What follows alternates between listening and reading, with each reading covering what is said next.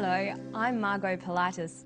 Welcome to Study English, IELTS preparation. Today we're going to look at ways of discussing a topic. When you're writing or speaking, you can present facts or you can use your opinion. But how can you tell the difference? Today we'll find out.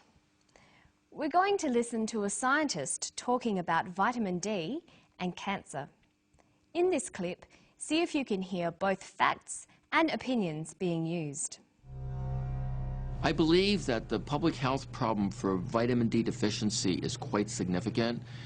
I would estimate minimum 25% of adults in the United States, Europe, and probably even in Australia are vitamin D deficient. I mean, if you think about it, over 250,000 women in the United States will develop breast cancer this year. Something like 50,000 will die. If 25% of those breast cancers could have been averted, prevented in some way, just by having a little exposure to sunlight, would have been really tremendous. So he was talking about the links between vitamin D and cancer. Many Australians these days are avoiding the sun because they know it can cause skin cancer. But by avoiding the sun, they're missing out on vitamin D, the vitamin that you get from sunshine. And this is leading to other health problems. When you're reading, writing, or listening to an argument like this, it's important to be able to tell the difference between statements of fact and statements of opinion. But how can you tell the difference? Well, there are a number of ways you can express your opinion. Today, we're going to look at two of these, using phrases that express an opinion and using modal verbs. First, let's look at some phrases. The key words to listen for when you're trying to decide whether someone is talking about facts or opinions are words like believe, think, argue, feel, opinion, or view. These vary from formal to informal. If I was talking with my friends, I might say, I think or I believe. If I was in a class or tutorial, I might say, in my opinion, or in my view. But if I was writing an essay or giving a very formal talk, I'd probably choose, it is believed, or it is thought. In formal writing, many people think you should avoid using the word I, even if you are giving an opinion. Here's the clip again. Listen for some of those phrases. I believe that the public health problem for vitamin D deficiency is quite significant. I mean, if you think about it, over 250,000 women in the United States will develop breast cancer this year. Something like 50,000 will die. Another way we can express opinions is by using modal verbs. Modal verbs express opinions and attitudes. They make statements less certain or less definite. They can also be used for recommending and advising. Here are the modal verbs used for opinions. Would, should, could, might. These words signal that the speaker is giving an opinion. Look at these examples. Can you tell which ones are facts and which ones are opinions? 50,000 will die. 50,000 might die. The second statement uses might. It's an opinion. Here's another one. I do not think small amounts of sunlight increase the risk of cancer. Small amounts of sunlight do not increase the risk of cancer. In the first statement, you can see I do not think. This is an opinion. Now look at these two sentences. I believe that vitamin D deficiency might become common among adults. Vitamin D deficiency will affect 25% of adults. The first is an opinion. I believe, might become. The second is a fact. Will affect 25% of adults. Now let's watch the clip again. Listen for the phrases and modal verbs of opinions.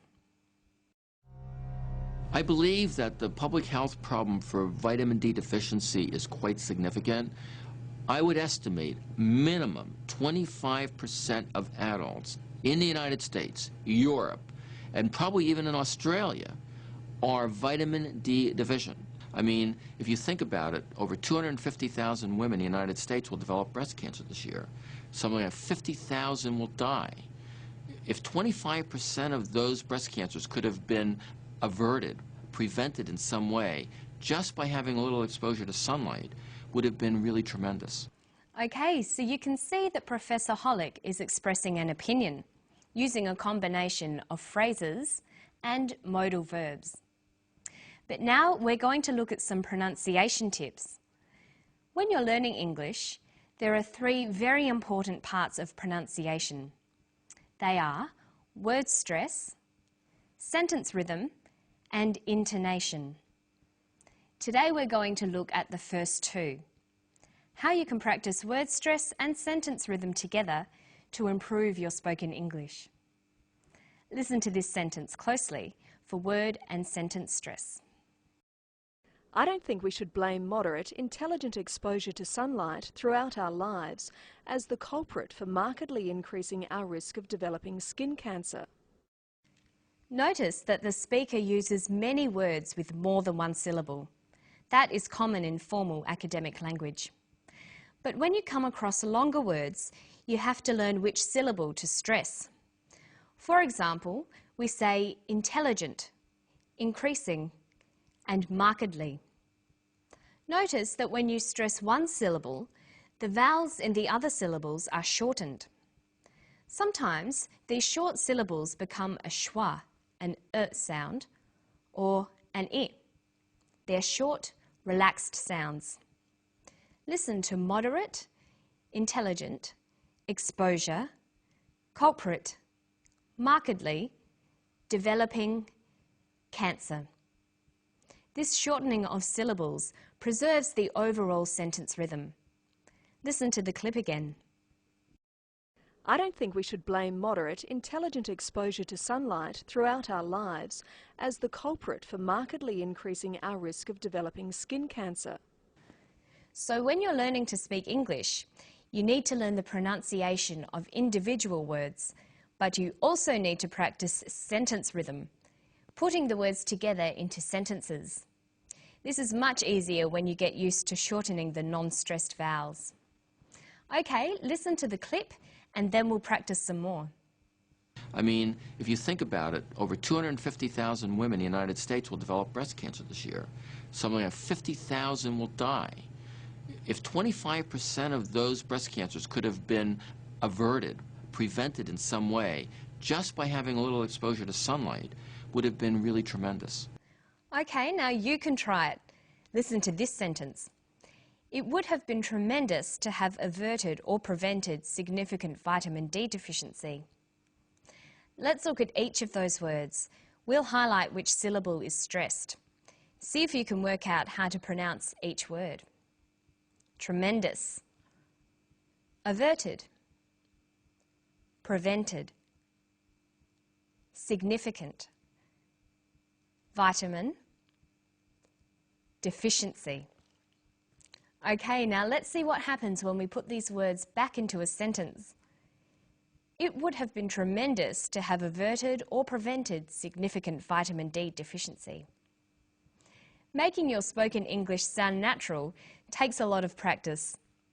Don't forget to listen closely to vowel sounds and sentence stress. And remember to practice reading and writing in English every day. And that's all from me today. I'll see you next time on Study English. Bye.